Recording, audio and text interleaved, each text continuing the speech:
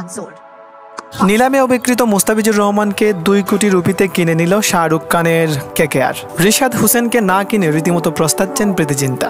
Unsold Rishad Hossain ও মুস্তাফিজুর রহমানকে কিনতে যে দলগুলো রিশাদ হোসেনের ছিল 75 লাখ। সঞ্চালিকা মল্লিকা সাগর যখন মুস্তাফিজের নাম তোলেন তখন কোনো ফ্র্যাঞ্চাইজিগুলোই তেমন আগ্রহ দেখাচ্ছিল না।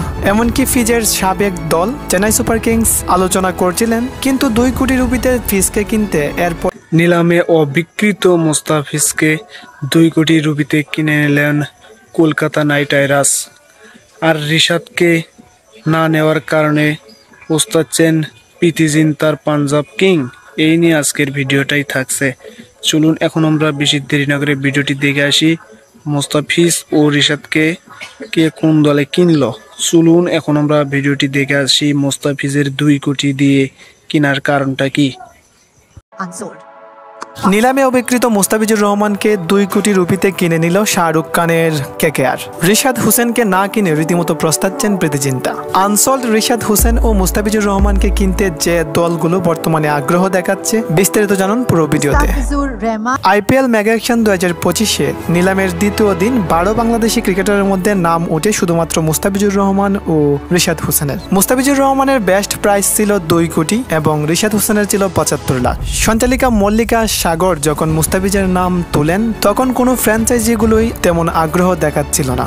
এমনকি ফিজের সাবেক দল চেন্নাই সুপার কিংস আলোচনা করছিলেন, কিন্তু 2 কোটি রুপিতে ফিজকে কিনতে এরপর আর আগ্রহ প্রকাশ করেনি চেন্নাই। এরপর বাকি দলগুলো তেমন আর আগ্রহ প্রকাশ করেনি এবং পরিশেষে আনসোল্ড থেকে যান ফিজ। মুস্তাফিজের কিছুক্ষণ পরেই নাম ওঠে বাংলাদেশি আরেক ক্রিকেটার রিশাদ হোসেনের। রিশাদ হোসেনের নাম ওঠা মাত্রই আলোচনা শুরু করেছিলেন প্রীতিজিন্তারা, কিন্তু পরিশেষে মাত্র 40 সেকেন্ডের মধ্যেই রিশাদ হোসেনের নাম রিমুভ হয়ে যায়। তাতে 12 বাংলাদেশি ক্রিকেটারের মধ্যে 2 বাংলাদেশি ক্রিকেটারের নাম উঠলেও থেকে যান মুস্তাফিজুর রহমান unsold. তবে নিলামে অবিক্রিত হলেও দল পেয়েছেন মুস্তাফিজুর রহমান। দ্বিতীয় দিন নিলাম শেষে বেশিরভাগ ফ্র্যাঞ্চাইজিগুলোর পকেট শূন্য হয়ে পড়েছিল। তবে শুধুমাত্র শাহরুখ খানের দল কেকেআরের 4 কোটি 50 লাখ রুপি বেঁচেছিল।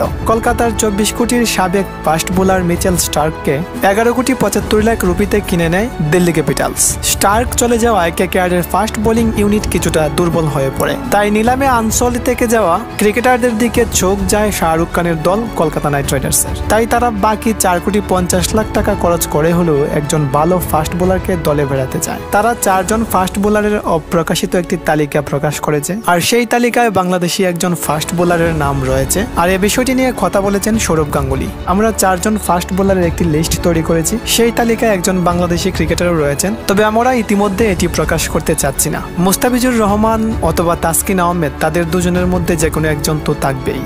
প্রিয় দর্শক, মুস্তাফিজুর রহমানকে নিলামেই কিনে নিত চেন্নাই সুপার কিংস, কিন্তু সাবেক বিসিবি প্রেসিডেন্ট নাজমুল হাসান পাপনের একঘেয়েমির জন্য ফিজকে কিনতে তেমন আগ্রহ দেখায়নি চেন্নাই সুপার কিংস। প্রিয় দর্শক, আইপিএল নিলামে মুস্তাফিজ রিশাদরা দল পাওয়া না নিয়ে আপনি কি মনে করছেন? কমেন্টে জানিয়ে দিন।